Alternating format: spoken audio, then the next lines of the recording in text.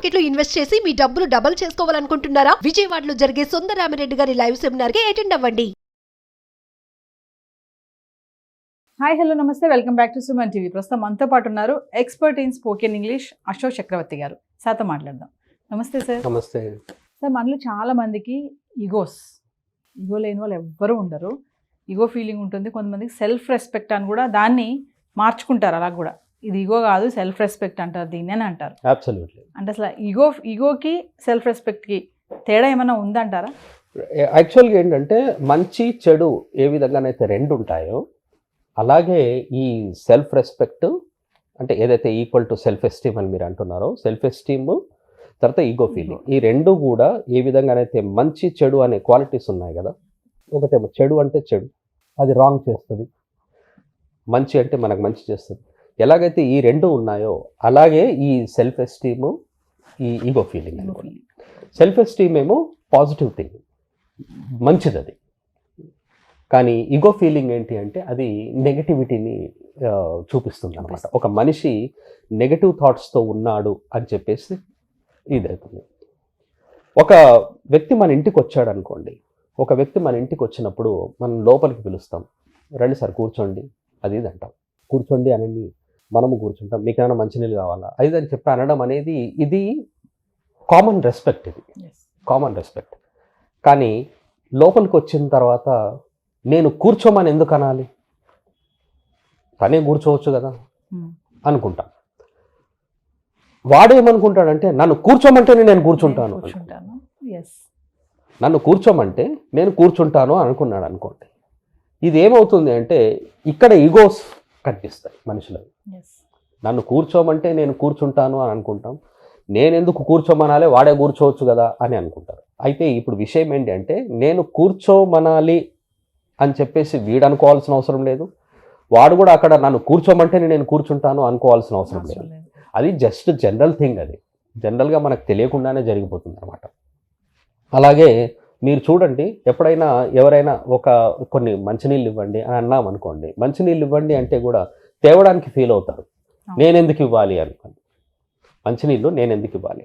మీరు ఒక హోటల్కి వెళ్ళండి. ఒక హోటల్కి వెళ్తే కొన్ని హోటల్స్లో some hotels are there and they are not giving water ఇవ్వడం లేదు, వాటర్ గ్లాసెస్ ఇవ్వడం లేదు. అయితే మనం సెల్ఫ్ సర్వీస్ అని ఉంటుంది. ఈ సెల్ఫ్ సర్వీస్ అని ఉన్న దగ్గర ఇద్దరు వెళ్ళారనుకోండి, ఇద్దరు వెళ్తారు. ఇద్దరు వెళ్ళిన తర్వాత ఈగో ఫీలింగ్స్ ఉన్నాయా, సెల్ఫ్ ఎస్టీమ్ ఉందా అనేది ఇక్కడ తెలుస్తుంది. ఒక వ్యక్తి వెళ్తాడు, అక్కడికి వెళ్ళి అక్కడ 2 గ్లాసులు ఉంటాయి, ఒక గ్లాస్తో మంచినీళ్ళు తాగేసి ఆ వ్యక్తి అలా వచ్చేసాడు అనుకోండి, వాడు ఈగోగా ఫీల్ అవుతున్నాడు అని అర్థం. అక్కడ మనము ఈజీగా తెలుసుకోవచ్చు. అదే వ్యక్తి కనుక 2 గ్లాసులు తీసుకొని వచ్చాడు అనుకోండి, అతనికి సెల్ఫ్ రెస్పెక్ట్ ఉంది అని అర్థం, అతను సెల్ఫ్ ఎస్టీమ్తో ఉన్నాడు అని అర్థం. వాటర్ తెచ్చి ఇవ్వడం తప్పు కాదు. వాటర్ తెచ్చి ఇవ్వడం అంటే ఇక్కడ అర్థం ఏంటి అంటే ఎదుటివాడికి మర్యాద ఇవ్వడం తప్పు కాదు, మర్యాద ఇవ్వకపోవడం తప్పు. ఎవడైతే ఎదుటివాడికి మర్యాద ఇస్తాడో వాడు సెల్ఫ్ ఎస్టీమ్తో ఉన్నట్టు లెక్క.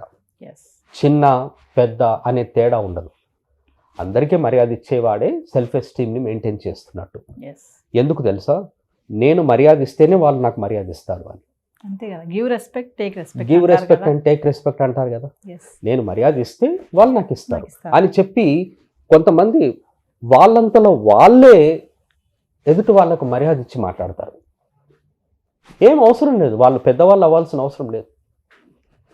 నాకు బాగా గుర్తుంది, చిన్నప్పుడు ఇంటికి ముష్టి వాళ్ళు వచ్చినా, బెగ్గర్స్ వచ్చినా కూడా నేను అంకుల్ అని మాట్లాడేవాడిని. అంకుల్ మా దగ్గర చేంజ్ లేదు, ఇది తీసుకుంటారా? నాకు బాగా గుర్తు. నా చుట్టుముట్టు ఉన్న వాళ్ళే అనేవాళ్ళు, ఏంటి బెగ్గర్ని పట్టుకొని అంకుల్ అంటావు ఏంటి అని.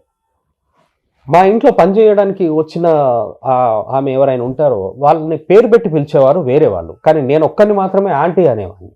ఎందుకు? అరే పనిచేసేట ఆమెని ఆంటీ అని ఎందుకు అని ఎంతమంది చెప్పినా నేను అలా కాదు, ఆంటీ అని పైగా మీరు అని మాట్లాడేవాడిని. And you may not believe that still ఈ రోజు కూడా నేను ఏదైనా ఎక్కడ నుండైనా వెళ్తూ ఉంటాను. ఒక అపార్ట్మెంట్లో వెళ్ళాను, నాకు తెలిసిన వాళ్ళ ఇంటికి వెళ్తున్నాను. రెగ్యులర్గా ఒక వాచ్మెన్ అక్కడ నిలబడతాడు. అపార్ట్మెంట్స్ దగ్గర వాచ్మెన్ ఉంటారు. వాచ్మెన్ అక్కడ నిలబడ్డాడు అనుకోండి, నాకు బాగా గుర్తు. వాచ్మెన్ని, ఏం వాచ్మెన్ గారు భోంచేశారా అని అడుగుతాను నేను. ఆ వాచ్మెన్ నా గురించి ఏమంటాడంటే, ఆ సారు ఉంటారు కదా, అక్కడ పార్క్ చేస్తారు, ఆయన వెహికల్ అక్కడ పార్క్ చేస్తారు. ఆ సార్ ఒక్కరే నన్ను పలకరించి మాట్లాడతారు. ఏం వాచ్మెన్ గారు భోజనం చేశారా అంటారు. ఏం వాచ్మెన్ గారు ఎక్కడున్నారు మీరు, ఏం వాచ్మెన్ గారు నేను కనబడలేదు అని ఆయన ఒక్కరే పలకరించేది నన్ను అంటారు. మరి దీన్ని ఏమంటారు? దీన్ని సెల్ఫ్ ఎస్టీమ్ అంటారా, ఈగో ఫీలింగ్ అంటారా? కొంతమంది పలకరించరు, కొంతమంది ఏంటి చాలా మంది పలకరించరు. ఈ చాలా మంది పలకరించరు చూడండి, పలకరించని వాళ్ళు మీరు చెప్పండి, పలకరించని వాళ్ళు వాచ్మెన్ని పలకరించరు, వాచ్మెన్ని పలకరించరు. Right, okay. అక్కడికే ఒక మినిస్టర్ వచ్చాడు అనుకోండి, మినిస్టర్ని కూడా పలకరించరా? ఎందుకు పలకరించారు? ఎందుకు పలకరిస్తారు మినిస్టర్ని? ఇది ఫేమస్ మినిస్టర్ అనే వాడితో అవసరం ఉంటుంది, పనులు జరుగుతాయి. మరి వాచ్మెన్ని ఎందుకు పలకరించరు? వాచ్మెన్ తో ఏం పని?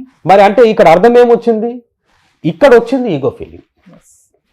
సడన్ గా వాచ్మెన్నే మినిస్టర్ అయ్యాడు అనుకుందాం, సడన్ గా అయ్యాడు అనుకుందాం, అప్పుడు ఏం చేస్తారు? షిఫ్ట్ అయిపోతుంది. అప్పుడు మళ్ళీ మాట్లాడడం స్టార్ట్ చేస్తారు. అప్పుడు ఏమంటారు? మనుషులకి సెల్ఫ్ ఎస్టీమ్ ఉందంటారా, ఈగో ఫీలింగ్స్ ఉన్నాయంటారా?